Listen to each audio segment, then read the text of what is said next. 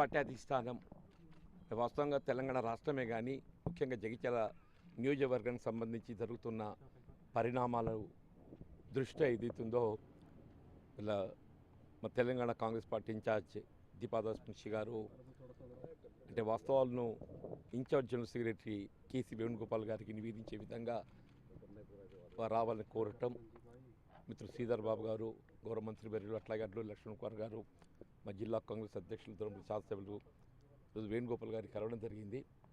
అంటే వాస్తవంగా జరిగిన పరిణామాలు ఏదైతుందో కొంత మాకు స్థానికంగా మనోస్తాపానికి గురి కావటం, ఆవేదనకు గురి కావటం జరిగిన మాట వాస్తవం. ఏదైనా ఏదైతుందో భవిష్యత్తులో ఏ పరిస్థితులు కూడా కార్యకర్తల యొక్క మనోభావాలను గౌరవించడం, వారి యొక్క ఇంట్రెస్ట్ ఏదైతుందో ప్రొటెక్ట్ చేయటం పార్టీ యొక్క ప్రధాన బాధ్యత జరుగుతుంది. ఇలా cadre is prime for any political party.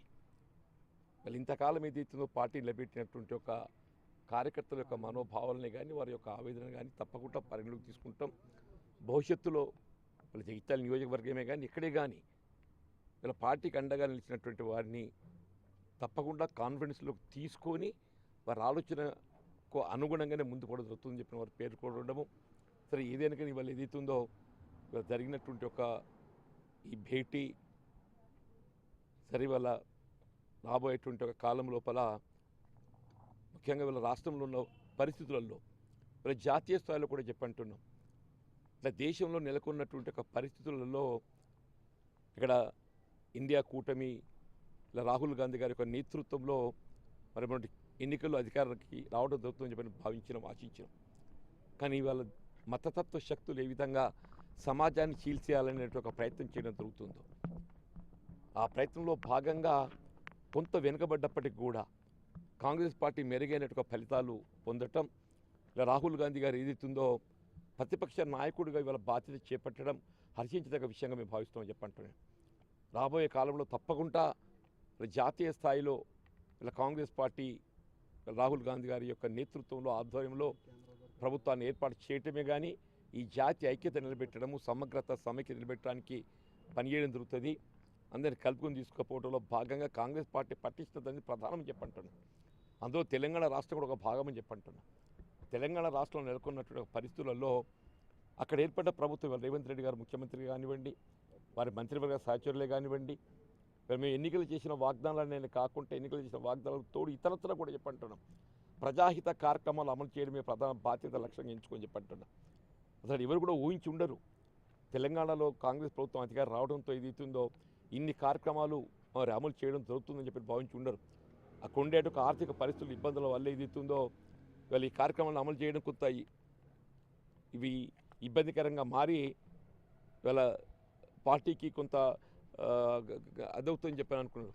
కానీ వీళ్ళ ఎన్నికలు చేసిన వాగ్దానాలు మహిళలకు సంబంధించినట్టు యొక్క ఉచిత రవాణా సౌకర్యమే కానివ్వండి కాకంటూ నేను 200 యూనిట్ల వరకు ఉచిత విద్యుత్ సరఫరానే కానివ్వండి కాకంటూ నేను అట్లాగే 500 రూపాయలు గ్యాస్ సిలిండర్ అమలు చేయడమే కానివ్వండి కల్పించడం, ఇలా రాజీవ్ ఆరోగ్యశ్రీ కింద 10 లక్షల రూపాయల వరకు వీళ్ళు ఉచిత వైద్య సదుపాయం కల్పింప చేయడమే కానీ అన్నింటికన్నా ముఖ్యమని చెప్పంటూ దయచేసి అందరూ గమనించాల్సింది వీళ్ళ తెలంగాణ రాష్ట్రంలో రైతాంగం సంక్షేమం కొరకు అమలు చేయబడుతున్నటువంటి కార్యక్రమాలు మొత్తం దేశంలో బీజేపీ పాలిత రాష్ట్రాలలో ఎక్కడ కూడా అమలు చేయడం జరగడం లేదు చెప్పండి. రుణమాఫీ అనేది రైతాంగాన్ని అప్పుల ఊబిలికి వెళ్ళి వెలికి తీయడానికి ఏదైతుందో ఏకమొత్తంగా 31,000 కోట్ల రూపాయలు సమకూర్చి గతంలో టీఆర్ఎస్ ప్రభుత్వం ఏదైతుందో 2 పర్యాలు కలిపి కూడా వాళ్ళు మొత్తం పూర్తి స్థాయిలో రుణమాఫీ అమలు చేయడం జరగలేదు. కానీ వాళ్ళ తెలంగాణ రాష్ట్రంలో ఏకమొత్తంగా 30,000 కోట్లతోని రుణమాఫీ అమలు చేయాలని సంకల్పించటము వాళ్ళ నిజంగా కూడా అంటే నేను హర్షం వ్యక్తం చేస్తున్నాను చెప్పండి. అంతేకాదే వాళ్ళ ఉచిత విద్యుత్ సరఫరా చెప్పంటూ నేను రైతాంగానికి ఏదైతుందో పంటకు కావాల్సినటువంటి ఉచిత విద్యుత్ సరఫరా అని చెప్పంటున్నా. దేశంలో ఎక్కడ లేని విధంగా బీజేపీ పాలిత రాష్ట్రాలు ఇన్ని ఉన్నాయా? ఎక్కడైనా ఉచిత విద్యుత్ సరఫరా చేస్తున్నారంటూ నేను ఇలా పంటల బీమా పథకానికి సంబంధించి ఏదైతున్నదో కేంద్ర ప్రభుత్వం 25% ప్రీమియం చెల్లిస్తే రాష్ట్ర ప్రభుత్వం 25% చెల్లించే విధంగా 50% ఏదైతుందో రైతాంగం భరించే విధంగా కార్యక్రమం అమలు చేయడం జరుగుతుంది. కానీ తెలంగాణ రాష్ట్రంలో రైతాంగంపై ఏ విధమైన భారం పడకుండా రైతు చెల్లించే 50% ప్రీమియం కూడా రాష్ట్ర ప్రభుత్వమే చెల్లింపు చేయబడే విధంగా కార్యక్రమాన్ని అమలు చేసి తలపెట్టడము దయచేసి గమనించాలని చెప్పంటున్నాను. రైతు భరోసానే కానివ్వండి, ఏదైనా కానివ్వండి చెప్పంటున్నా.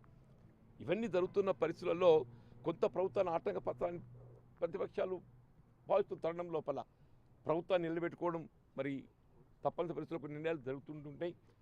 ఏదైనా కానీ ఏదైతుందో ఇవాళ కాంగ్రెస్ పార్టీ హైకమాండ్ ఇవాళ కేసీ వేణుగోపాల్ గారు ఇన్ఛార్జ్ జనరల్ సెక్రటరీ, అలాగే దీపాదాస్ మున్షి గారు తెలంగాణ కాంగ్రెస్ ఇన్ఛార్జ్, ముఖ్యమంత్రి శ్రీధర్ బాబు గారు ఏదైతుందో వారికి ఉమ్మడి కరీంనగర్ జిల్లా పట్ల పూర్తిగా ఉన్నటువంటి ఒక అవగాహనతో ఏదైతుందో జిల్లాలో మరి కాంగ్రెస్ పార్టీ బలోపేతంగా ముందుకు తీసుకుపోవడం, ఏ విధంగా అందరినీ కలిపి ఐక్యంగా నిలబెట్టాలనే ఒక భావనతోని వారు కానీ లక్ష్మణ్ గౌర్ గారు కానీ ఇది త్రోవ తీసుకొని మరి ఈ యొక్క భేటీకి